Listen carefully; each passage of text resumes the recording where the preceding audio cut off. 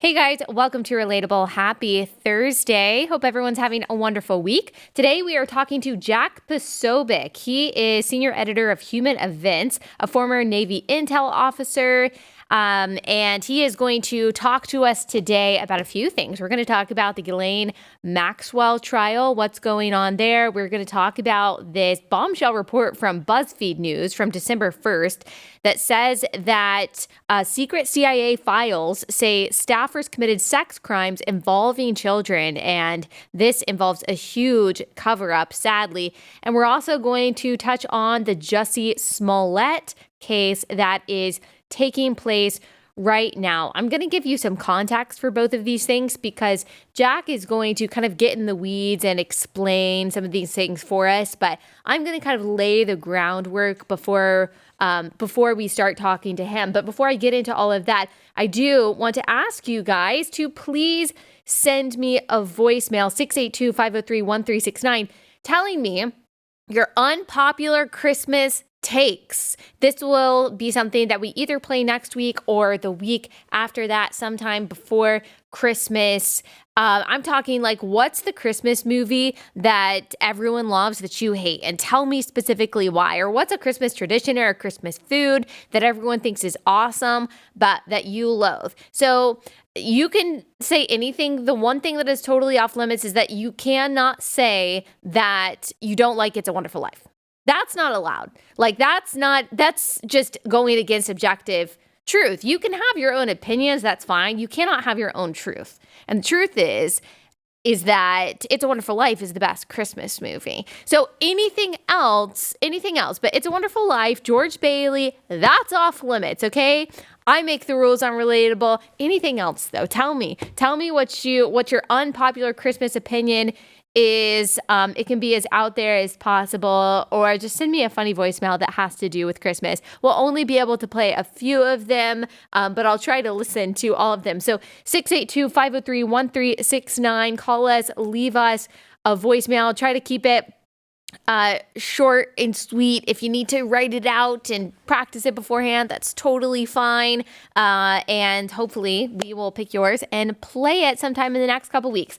All right, let's get into some of these stories just to kind of give you some context here. So the CIA cover up. This was reported by BuzzFeed News. Their investigative team said that over the past 14 years, the CIA has amassed credible evidence that more than 10 of its employees, or at least 10 of its employees, have committed sexual crimes involving children. And this includes some terrible, awful, very disturbing allegations. And we're going to go through some of those when I start talking to Jack. Now, if you're listening with children, you've probably picked up on this so far. This is not an episode to listen to them or with them too. I am just warning you, some of the allegations that we're going to talk about involving this story and involving the Ghislaine Maxwell trial are very disturbing. So just brace yourself for that. We're not going to get graphic or anything, but we're just going to talk about what some of these allegations are. And really the big story behind this CIA report, well, one of the stories is the lack of story. The fact that BuzzFeed reported on this, good for them. But obviously it was covered up by intelligence agencies and it has not been reported on widely. The Federalist reported on it. Some other journalists talked about it, but you probably didn't even hear about it. I only heard about it the other day, several days after it had been originally reported. And the fact that this isn't a huge bombshell that everyone is talking about is really disturbing. What is it? Are we just used to this kind of child sexual abuse? Has it become normalized? Has it become sterilized in some way that we just don't really want to talk about it? I do also wonder if any mention of pedophilia in the ranks of the intelligence world or in the ranks of the government or in the powers that be has been so cleverly associated with conspiracy theory over the past several years. And part of it is because there are conspiracy theorists like QAnon conspiracy theorists who push ridiculous things that have also made it more difficult for people to raise actual allegations of pedophilia and sex trafficking and child sex abuse. But I do wonder if some propagandists in the media done such a good job of tying any allegations of sex trafficking and pedophilia to conspiracy theories that most people just don't want to talk about it because they don't want to be seen as some Pizzagate QAnon person.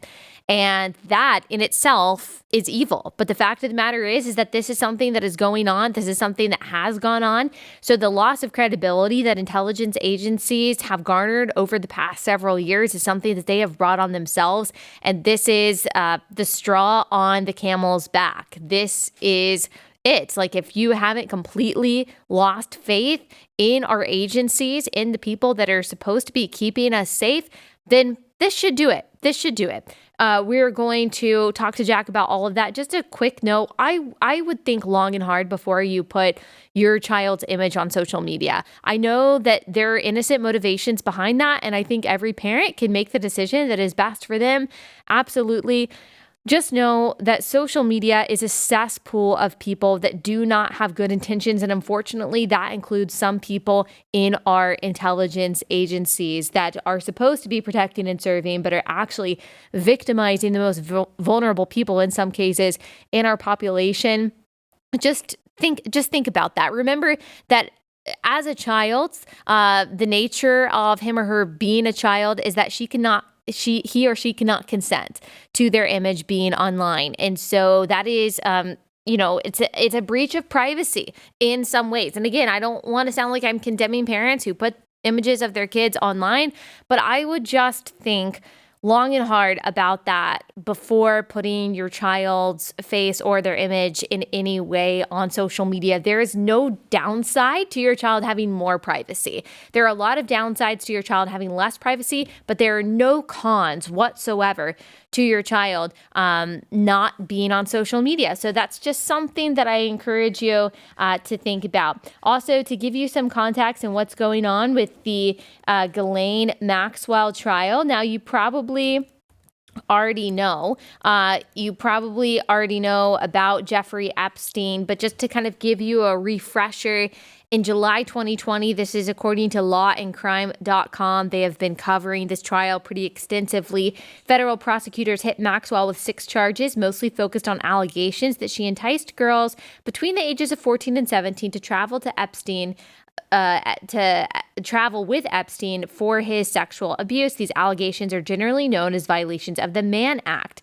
This past March, the government leveled 2 more charges, sex trafficking and conspiring to commit sex trafficking. If convicted on the 6 charges at issue in her trial, the 59-year-old Maxwell faces the possibility of 70 years imprisonment. Now, Jeffrey Epstein was a rich billionaire who was very well connected. It is well documented that he is connected to many global diplomats, academics, politicians, rich people, business moguls, people in power. He would go to this place called Epstein Island, and allegedly, although it is pretty hard to argue against because there is video evidence of this, he apparently entertained his guests with the presence of minor females, minor women, or girls, I should say, and sexually abused them. And apparently there are other people that he brought along on these trips who were also sexually abusing these young girls. And some of these girls who are now women are testifying in court and are testifying against Maxwell, saying that she had a part in this. Of course, the defense is saying, no, she didn't have a part in sex trafficking, but we will get into more of that with Jack Epstein. He did go to jail and he allegedly committed suicide. I believe it was in 2019 I think it was in 2019. It's so hard. The past 2 years have been a blur. It's hard to remember what happened in 2019 versus 2020. But one of the jokes that people have said, kind of a joke, but kind of not, but it's become a little bit of a meme, is that Epstein didn't kill himself. And so there's just a lot of mystery around this. And there are so many people in power that are involved and potentially involved. And again, a lot of people are scared to talk about this because they don't want to be seen as conspiracy theorists, but you're looking at the court documents, you're looking at the objective reporting about this, not the sensationalized reporting and the conjecture surrounding this. And you're seeing that a lot of the allegations that some of these so-called conspiracy theorists have been making about the so-called elites actually hold some water.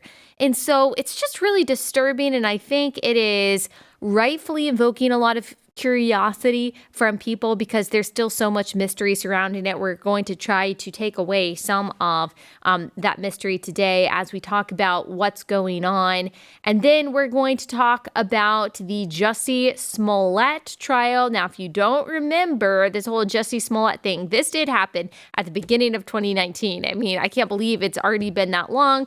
But in January of 2019, actor Jussie Smollett, he played a role in Empire. I guess that was a show maybe on HBO. Apparently, he's also an R&B singer. I did not know that.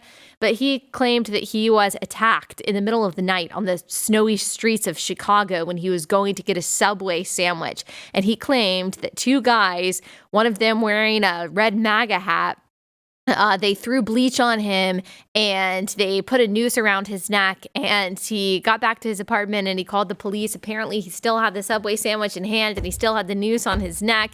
And they said that, I forgot the best part, but that they called him words that we would never say, and that I can't say, that he calls homophobic and racist words, and says that you're just, expletive Empire actors. So apparently these two Trump fans living in Chicago who knew that Jussie Smollett was going to go get a Subway at 2 a.m. when it's freezing cold and snowing were also fans of Empire. So this is entirely believable, right?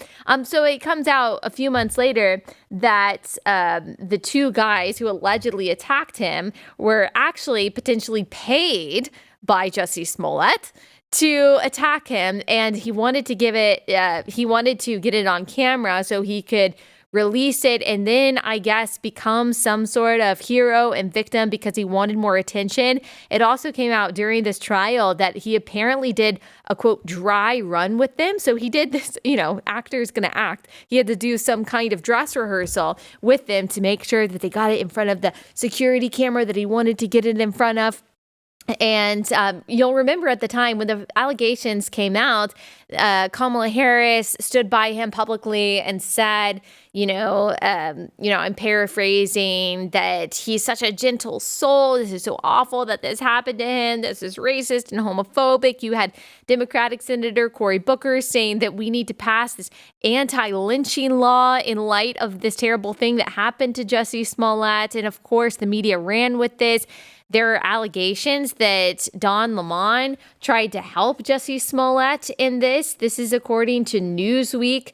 It says that Don Lemon is facing scrutiny after Jussie Smollett testified that the CNN anchor sent him a text message to warn him that police didn't believe his allegations about having been the victim of a racist and homophobic attack.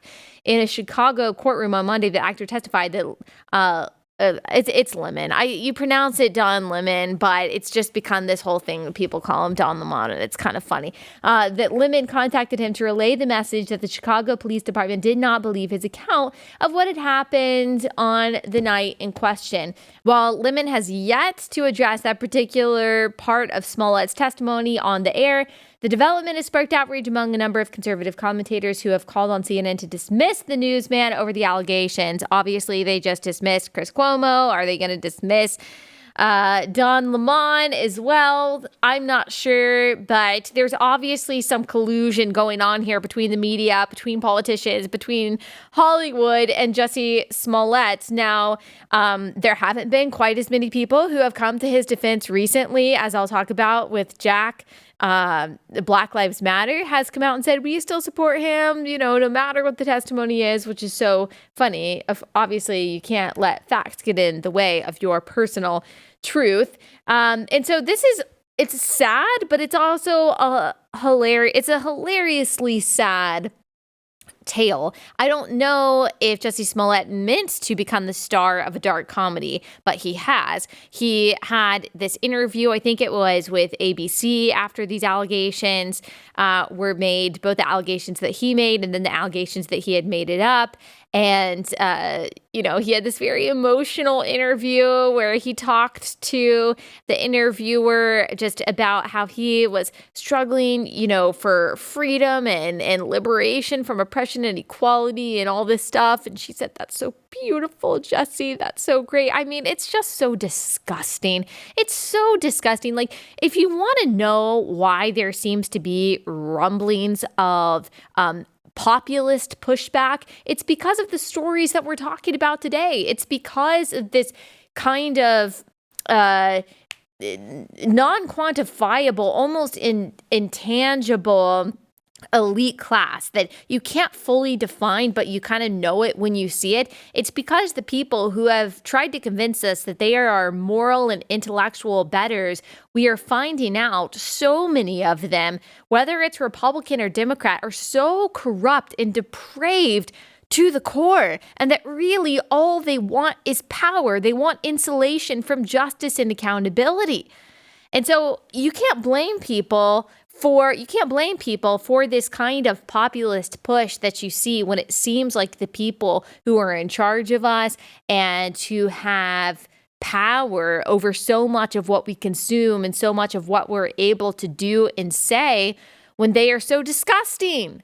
You can't blame people for that, in my opinion. And so there's a lot more that goes into this Jussie Smollett case. I'm going to ask Jack what he thinks the verdict is going to be. There's also some collusion between Jussie Smollett and the Cook County State's Attorney's Office, which released thousands of documents in the Smollett case in response to an open records request, including a text from Kim Fox. She is the attorney in Cook County, and she is known for letting criminals off in the name of social justice. There was recently a shootout in which multiple gang members were murdered, and she decided that she wasn't going to press any charges because that's just, I guess, what happens in Chicago. So if you actually care about Black lives, shouldn't you care about this kind of injustice? But no, it obviously doesn't fit. It doesn't fit the narrative because she said apparently in these texts that Smollett is just a washed up celeb, but he was overcharged. And so she didn't believe in the charges that were leveled against him. And so they actually had to, on August 23rd, 2019, a judge named former U.S. Attorney Dan Webb as a special prosecutor to investigate why the charges against Smollett were dropped by Fox. And so it's just this big old convoluted mess. Smollett is still maintaining his innocence, which is just crazy at this point. Apparently, there's a love triangle between the two Nigerian brothers who were set up to so-called, allegedly attack him and Jussie Smollett. So it's just crazy, guys. It's just crazy. It's crazy. The world is bad. The world needs Jesus, y'all. The world needs Jesus. And we can continue to pray for justice in each of these cases, though, because we know that God can do anything. And our hope has to be in heaven, and that one day God is going to rule in perfect peace and enact perfect justice forevermore, and we won't have to deal with any of these clowns who are in charge. Before I get to my conversation with Jack, let me tell you guys about our first sponsor for the day. That is Bambee. If you're a small business owner, you know that HR issues can kill you. Maybe you're trying to manage these HR issues by yourself, but it's probably taking the majority of your time, and you need to actually focus on being able to build your business and build your customer base, improving your product, whatever it is. And so you need an HR manager. The problem is a full-time HR manager, it's really expensive. Maybe you just don't have the margin for that right now. You can't afford to hire someone full-time, but you can't let your HR issues go by the wayside. So you need Bambee, Bambee. It was created specifically for small business. With Bambee, you get a dedicated HR manager that will craft HR policy and maintain your compliance, all for just $99 a month. With Bambee, you can change HR from your biggest liability to your biggest strength. Your dedicated HR manager is available by phone, email, or real-time chat. They customize your policies to fit your business and help you manage your employees day to day, all for just $99 a month. Month to month, no hidden fees, cancel anytime. Let Bambee help you. You can get a free HR audit if you use my link. That's Bambee.com/Allie to schedule your free HR audit. That's BAMBEE.com/Allie.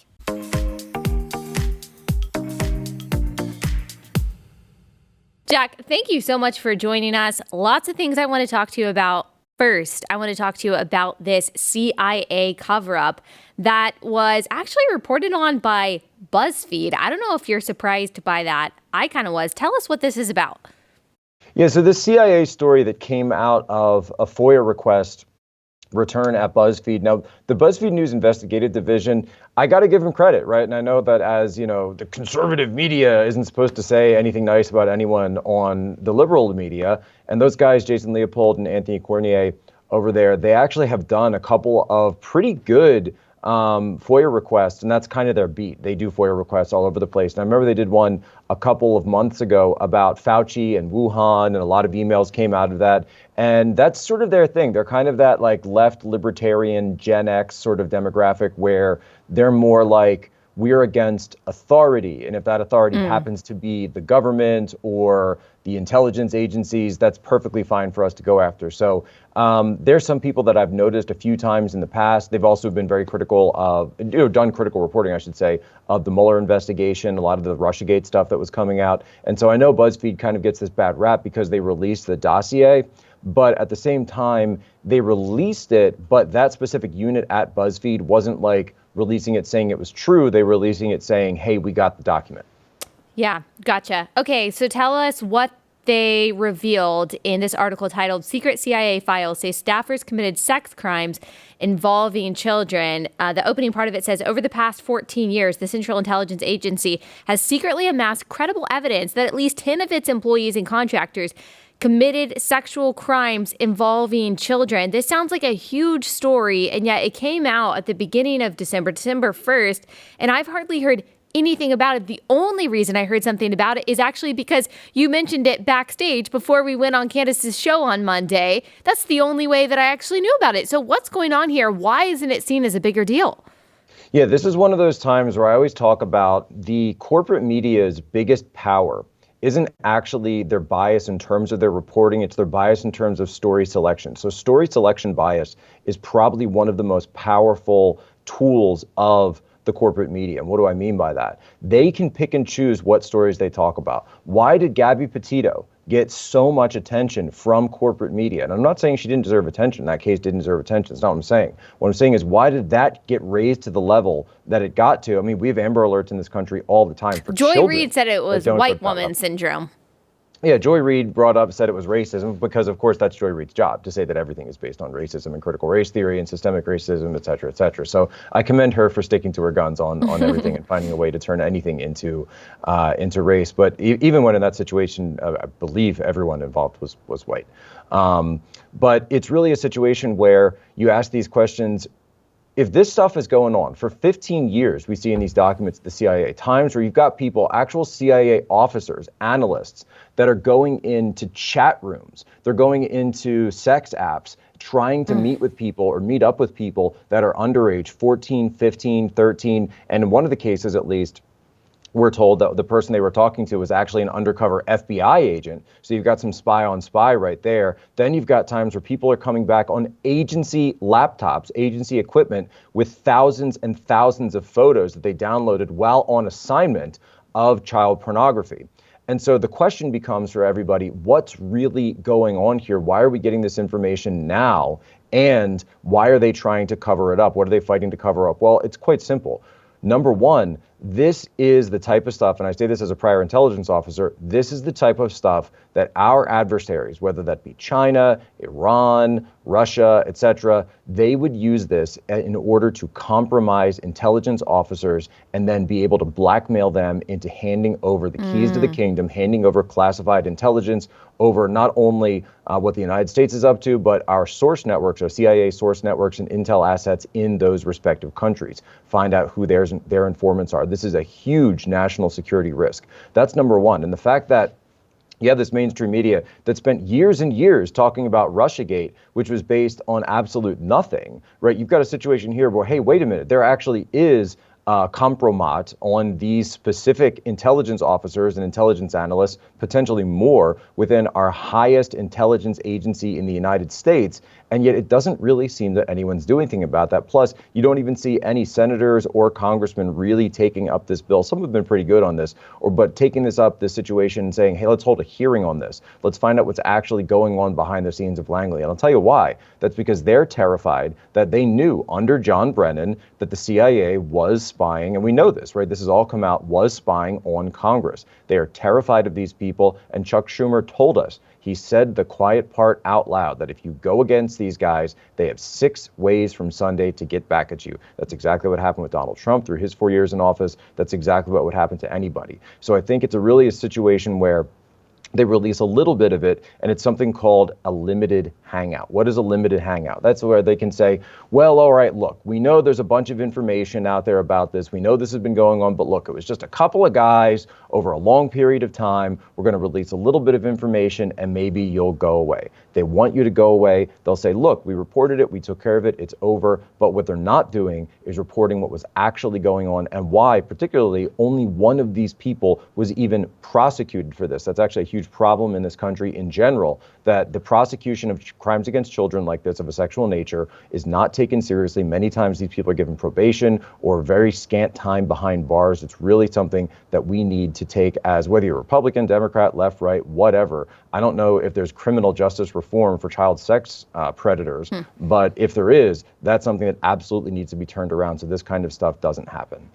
It's awful. There are some examples that BuzzFeed gives, and like you said, only one actually served any jail time for this. One employee had sexual contact. This is one employee of the CIA had sexual contact with a 2-year-old and a 6-year-old. He was simply fired. One employee purchased sexually explicit videos of young girls filmed by their mothers. He resigned. One employee estimated that he had viewed up to 1,400 sexually abusive images of children while on agency assignments. Not sure what actions, if any, were taken by him. One contractor arranged for sex with an undercover FBI agent. I think that you mentioned that. Posing as a child, he had his contract revoked. One CIA staffer was charged with child sexual crimes, and the employee was also under investigation for mishandling classified material. The CIA did not answer detailed questions, saying only that the agency takes all allegations of possible criminal misconduct committed by personnel seriously.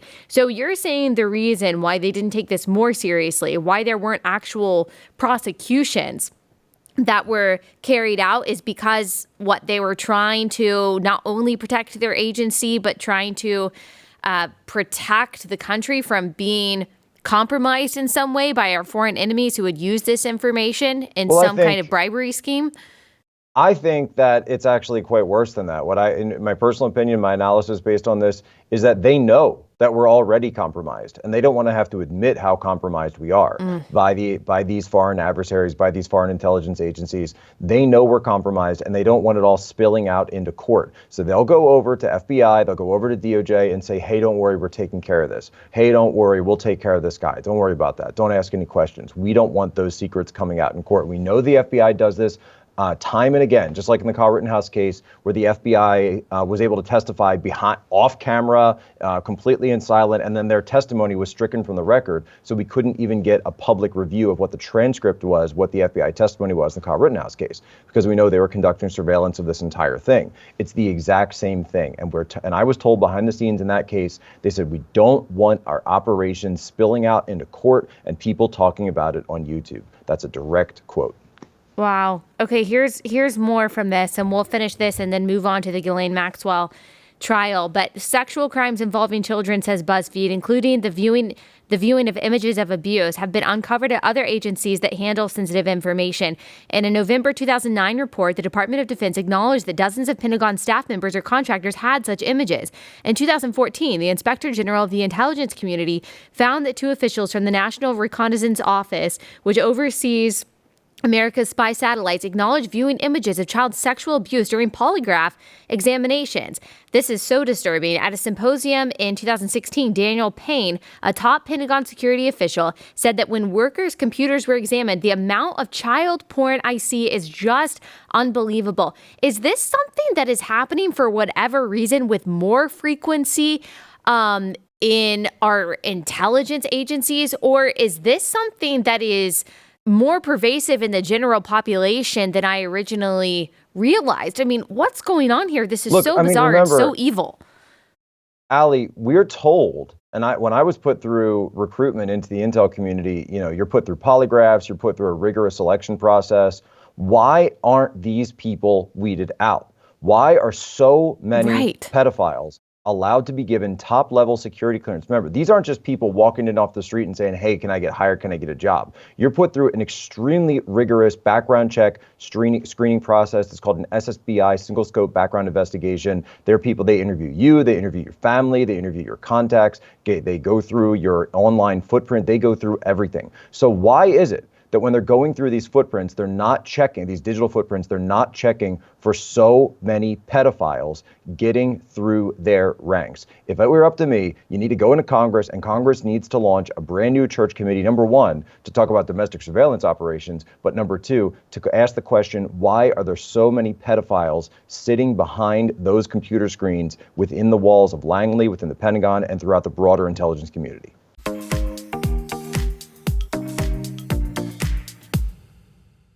Okay, quick break from that fascinating conversation to tell you about one of my favorite sponsors, and that is ExpressVPN.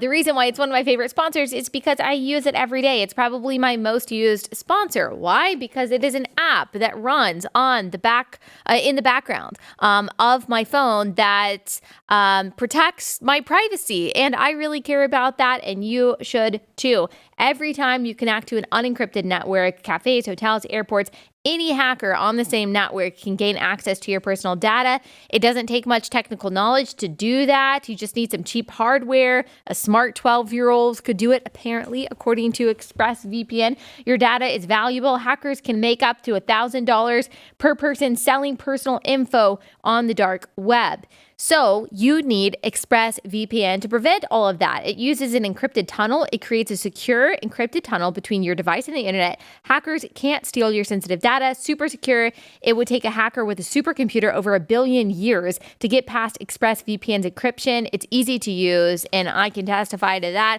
All you got to do is turn on the app and click one button to get protected. It works on all your devices, and it works on up to 5 of your devices with just one account. So my husband and I share the account, and we've got the same protection on all of our devices. It works on phones, laptops, tablets, and more, so you can stay secure on the go. I love that it's easy to use. I love the security and the safety, knowing that this app is simply running in the background and my personal information is being protected. That's really important. Secure your online data today by visiting expressvpn.com/Allie, expressvpn.com/Allie. You can get an extra 3 months for free with that link. expressvpn.com/Allie, expressvpn.com/Allie.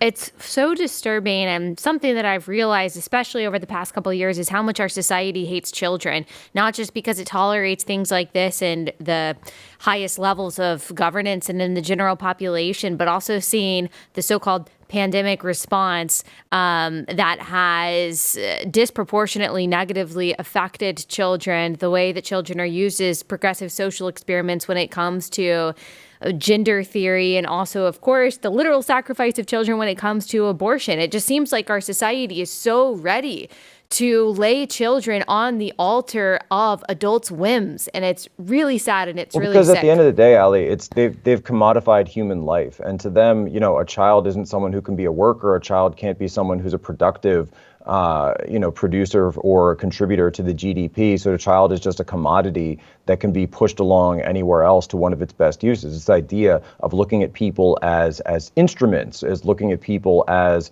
just, a cog in the machine, not as human beings with humanity, with spirituality, with a unique soul, right? Yeah. A unique spiritual sense of that actual person. You're just a commodity. You and I, we're just commodities, right? That we can be bought and sold and moved around. It doesn't matter. Yeah, it's anti-Christ mentality and behavior. Of course, the same Jesus who said, "Let the children come to me," of course, the people who are against Christ are also going to be against the children that he welcomes to him. Okay, speaking of pedophilia, underage people, let's talk about this Ghislaine Maxwell trial. Now, some people are saying that the fact that there are no cameras inside the courtroom, the fact that a lot of people aren't reporting on this is just evidence that the media doesn't want us to pay attention to it. But it's actually not normal for media cameras, to be inside the courtroom for these kinds of cases, correct? So no federal court case has ever been broadcast on TV. Now, typically, though, there will be call-in lines, so you can have audio of these things. And that was going on for a lot of the trials for General Flynn, Roger Stone, some of which I did attend, the Manafort trial I went to here in DC. So you can go as a member of the public. Now, of course, with COVID, for the Ghislaine Maxwell, you've got to wait for hours. People are telling me you have to wait for hours standing in line out there and to maybe get a chance to even get into that courtroom. So you've got a few intrepid reporters, and all credit to them for going and putting up with all of those restrictions to be able to get into that courtroom and then post stuff on Twitter. Inner City Press is an example of someone who's just out there every single day, shows up at like 5 a.m. to get in line for this in the cold in New York. But the fact that there isn't a call-in line, we're not even getting audio of this. They're not even bringing forward any accusations regarding the Epstein network. It really leads a lot of people, and myself included, to say that this isn't an investigation. This is a cover-up. The lead prosecutor in this, Maureen Comey, James Comey's daughter. This is in Southern District of New York, one of the most powerful and liberal politicized districts in the entire United States. So everybody knows if it's going through SDNY, it's a political case. Now, the real question is, what are they doing? And it's simple. They don't want anyone talking about this story. That's why they're holding it right by Christmas. They're saying it's going to wrap up within 2 weeks. It might actually be, we're checking the days on this, but it might actually end up that the Ghislaine Maxwell case, with everything that was going on there, a human trafficking of an industrial scale, underage women, girls, and in some cases boys, being brought to an island in the Caribbean, some of the top names, most powerful names in the world. Epstein, the world leaders that he was into, the academia that he was into, Wall Street tycoons, Jean-Luc Brunel, this massive French mogul in terms of media recruiting and model recruiting.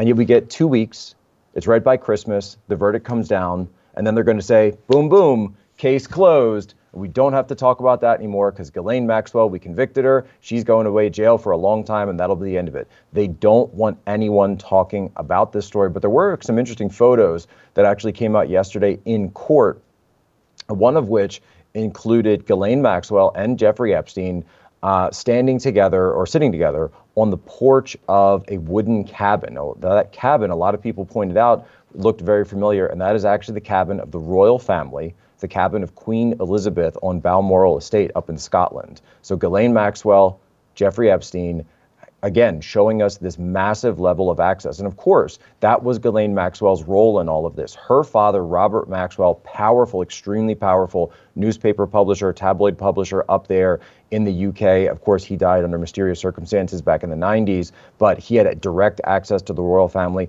That essentially passed on to his daughter. That's why Epstein brought her in the first place, was her access to these extreme power players, the influence, the level of people that they were able to get access to, the places and the networks that they were into, the circles they were running in, some of the most powerful in the entire Western world.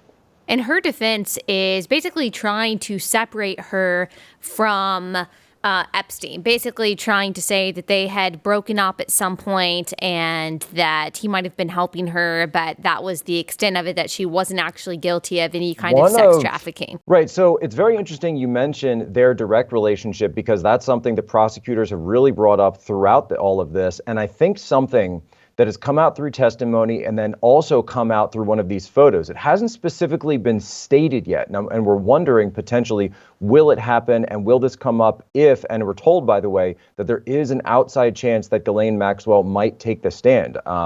Her side, the defense side, is going to start next week, but we'll have to really see whether or not that happens if she's going to take the stand. Of course, we saw Kyle Rittenhouse do that recently. We're seeing a lot of people do that recently. So that is the big question. So one of the victims that came out and testified a few days ago stated that she saw a photo of Ghislaine Maxwell naked and appeared pregnant. This is significant because we don't have any information. Nobody's ever seen any information about Ghislaine Maxwell ever having her own children. And then the question, of course, would be if she was with Epstein at the time. Now, she is married now to someone else. She has stepkids up in New Hampshire. But the question is, did she potentially have a child with Jeffrey Epstein? One of the photos released by the U.S. Attorney for the Southern District of New York yesterday, it's back in the 90s. They're both wearing sort of like the ubiquitous 90s, neon kind of ski clothing. And it's a photo of Epstein standing with Ghislaine Maxwell, and he's got his hand over her belly. And it's very clearly standing over her belly. He's not hugging her. He's not like embracing her. He's got his hand on her belly. And the same way that you'd see in any pregnancy photo, when I did, pregnancy photos with my wife, that's exactly the pose, right? That's the pose you do when you are pregnant, when she's pregnant. And so the question is it possible that there was a love child between Ghislaine Maxwell and Jeffrey Epstein? And if so, what happened with that child? Was it a miscarriage? Was it an abortion? Or was the child born? Is it someone that's potentially related to this or, given up for adoption? We don't know, right? We have no clue what's going on with this entire thing. But that really would be something that I think if they had a child together, that prosecutors would be able to use to point out how directly involved with Epstein she was at the time and in fact has always been.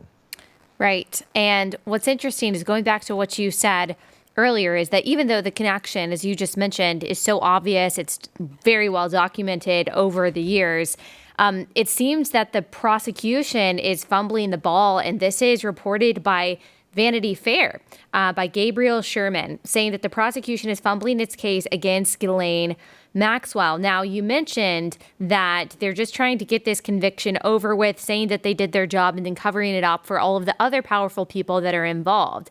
Is it possible that they are trying purposely to fumble their case? I mean, this seems like a pretty easy case to make. And yet, according to Vanity Fair, the prosecution, I guess James Comey's daughter, isn't doing a good job. Why would that be? So of course, it's Gabe Sherman who wrote that. So Gabe has this wonderful history of taking something that's seemingly true and then just like driving, putting his foot on the gas pedal and taking it all the way to 100. He did that throughout the Trump White House years with these he always said, I have a source, and then it never came true. But I will give him this, right? There's always kind of a nugget of truth in anything Gabe Sherman says. It's just you have to take away the spin on it. The fact of the matter is that they haven't put forward a lot of documentary evidence against Ghislaine Maxwell. For me, I want to see where's the money, right? Where's the videos? Where's the photos? We're told there were 20,000 images of all of this that the FBI had recovered. So we've got a few of these images that come out, some things like this, potential pregnancy photo, a photo on the porch with the Queen. Great, got it. They were in a relationship, 100%. But she's not on trial for having a relationship with Jeffrey Epstein. She's on trial for human sex trafficking and for rape.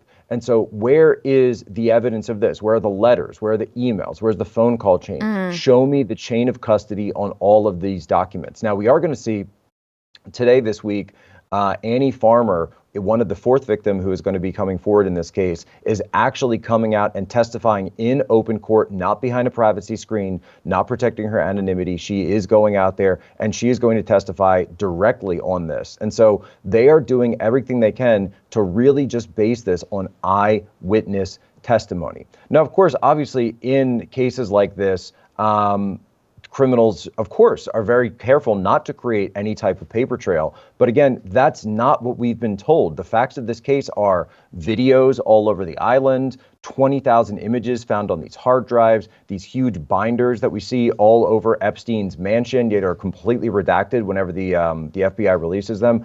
I think that it stands to reason that we can reasonably infer that there are images and there are documented photographs of Ghislaine Maxwell participating in this type of activity. Yet the question remains, why hasn't that information been introduced in court?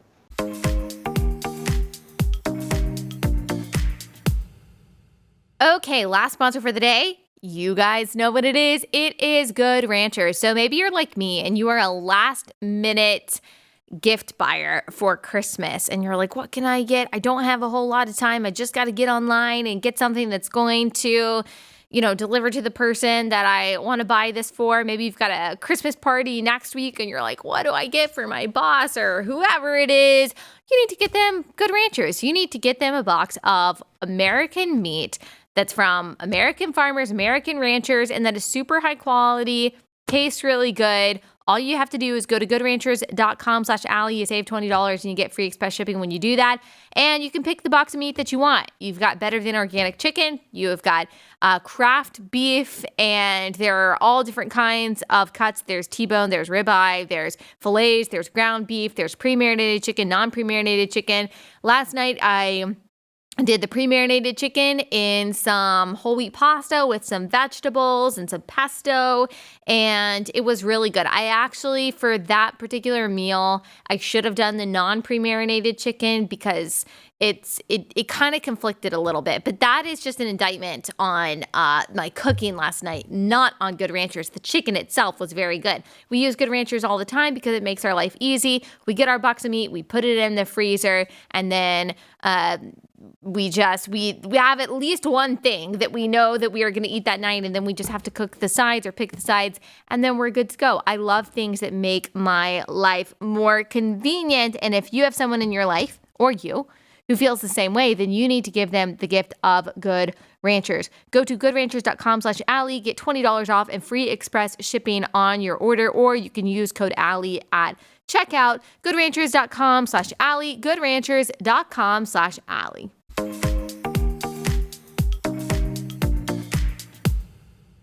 Before I move on to Jussie Smollett, I do just want to ask, how deep does this go? We often say the elite, and it's hard to define who exactly that is. It includes some people in academia, in Hollywood, in the government, just the rich and influential and the powerful, some names that we've never heard of before. But how deep do you think the connections with Jeffrey Epstein and this trafficking of minors goes? I mean, it starts to sound like some kind of QAnon conspiracy, and yet here it is. There's evidence of it actually happening. I mean, how pervasive is this, is my question. Look, and of course, they'll take even you and I discussing this, or anyone discussing this, and use it as, as a way to smear people and a way to attack people and a way to say, oh, they're crazy, look at the stuff they said. But then I can turn around and say, but wait, look at what the court record says. Look at what the documents say. Look at the people who are dying behind bars. Look at the people who are on trial for these very things. And to my mind, I think, and I've always said my analysis on this is that at some level, Epstein was running a blackmail operation or blackmail scheme of some sort. Whether that was tied to anyone else, we just don't know, right? There's tons of speculation out there on that. But when it comes down to it, my biggest question is, why did all of these Wall Street tycoons, people who are CEOs of some of the most powerful companies, get involved with this guy, have this guy be the one who's managing their money, who's, again, he's supposed to be this Wall Street money manager, and yet he has no seeming background in this. He has no education in this. We still aren't really sure how he made all the money that he had, all his billions of dollars. And so the question is, was he set up in order to do this? Did he have the ability? Did somebody bring him into these types of operations and then he expanded it? Or was he using this type of blackmail as a way to enrich himself and to enrich others by the power, essentially, of sharing secrets? Shouldn't we be a little bit encouraged, though, that this actually is coming to light, that some people are talking about it, reporting on it, and that there is even a trial being put in place? Doesn't that kind of cut against the idea that everyone in our intelligence agencies and everyone kind of in our justice system is completely corrupt? Well, no, I don't think it's like that. And I do say that as somebody who was in there, right? I think there are people, you could say white hats and black hats is kind of a phrase that's out there. But I think it's in general that there are people there that are looking to do the right thing. I think there's people there who sign up that want to help the country, that want to do public service. But then there's other people who go in and see it as a vehicle, who see it as a tool for their own personal interests, their personal careers, their personal agendas. And they realize that they can become richer, vastly more powerful by dealing in some of these types of operations. Or if you get blackmailed over somebody, now you can control them. And that has been just part of human nature for as long as we've had civilization. This type of stuff, blackmail has been going on. These types of crimes, unfortunately, have been going on for as long as human civilization because it is part of humans' atavistic, primal nature. Unfortunately, that's always going to be there. Whenever you have this level of power, and this lack of oversight over people with this kind of power, you're always going to see these type of injustices go on. Maybe not specifically this, but you're always going to see injustices go on when there is no transparency. Yep. Okay, quickly, let's talk about Jussie Smollett. Now, today, as we're recording this, we don't know the verdict yet, but it might be coming out today on Thursday. So everyone knows what happened in 2019 and kind of the timeline that has led up to today. Tell us, though, just what has happened in court. Can you give us a synopsis of what some of the testimonies have been and what Jussie Smollett and his team are maintaining as of now? Well, the big turning point, I think, in all of this, and we just talked about will Ghislaine Maxwell take the stand. Jussie Smollett took the stand himself there in that courtroom in Chicago and said, look, those guys, those Nigerian brothers, they're lying. They're completely insane. They attacked me. And so the story has changed right along the line because detectives have come up and shown text messages from Jussie Smollett to the brothers saying, I'm going to take care of this. I know you didn't do anything wrong after they had been arrested. There's the money, the $3,500 check that he gave to them that he claims is for nutrition and workout programs. That doesn't really make any sense. And yet he's up there saying all of this stuff. He's really getting into the idea that apparently he and one of the brothers were involved in a romantic relationship that included trips to a bathhouse. He also claimed that at one point, the brothers went to him and said, we will drop our accusations about a hoax if you give us each $1 million. And Jussie testifies to this, and Jussie's lawyers testified to this. And I remember sitting there thinking, scratching my head, going, he's looking at the jury. I don't think that makes you look good, Jussie, right? Yeah. Pay us off so that we won't testify against you.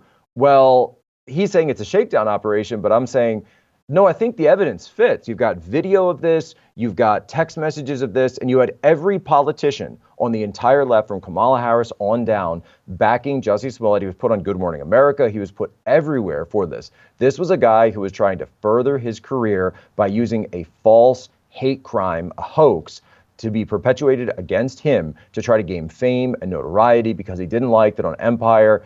He was only making $100,000 an episode. That might sound like a lot to a lot of people, but in terms of that level of TV production for HBO, that's not that much. He wanted more. He wanted to be the star. He wanted to be in movies. This is what he saw as his ticket to stardom. He actually testified at one point, I kid you not, he testified that in his mind, he viewed himself as the Black Cary Grant.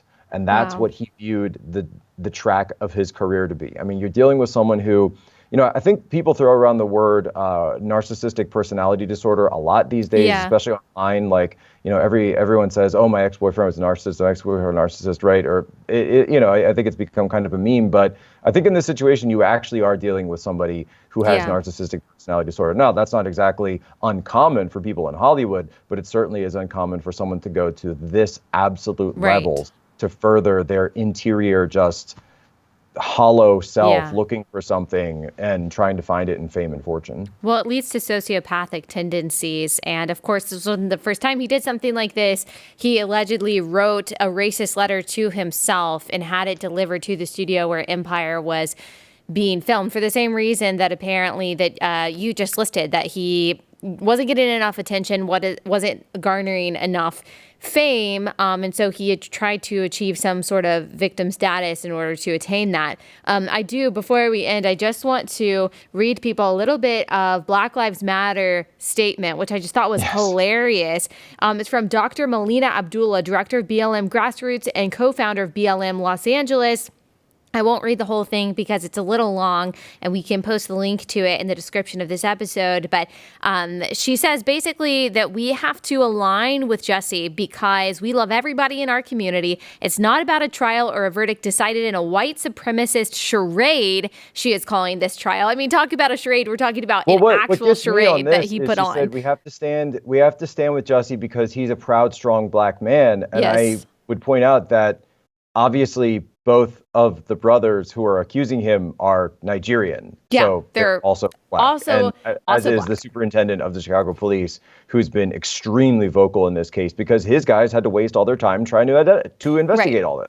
And she said that we can't believe the Chicago police because they've done bad things in the past, that she accuses them of being racist. But she says that Jussie Smollett has been courageously present, visible, and vocal in the struggle for Black freedom. And it goes back to what you were saying earlier about certain people and certain political and social realms seeing people as commodities. And so I guess the reason why she sees Jussie as someone to be believed and not the Nigerian brothers is because in his position of influence, he's more useful to their political ends. She says, we can never believe police, especially the Chicago Police Department, over Jussie Smollett, a Black man, while policing at large is an irredeemable institution. CPD is notorious for its long and deep history of corruption, racism, and brutality, blah, blah.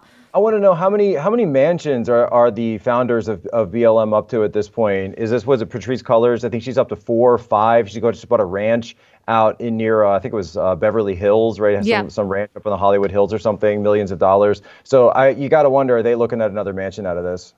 Yep. And she said that this is going towards the abolition of police and to overturn every unjust system. So this really goes back to... Yeah, because people on the police is working out really well across the country right now. Yeah, especially if you are for the preservation of Black lives. And somewhere like Chicago, the police are not the issue. The police are not the ones taking the lives of Black people primarily in Chicago. But this just kind of goes to the whole progressive narrative that truth doesn't matter, facts don't matter.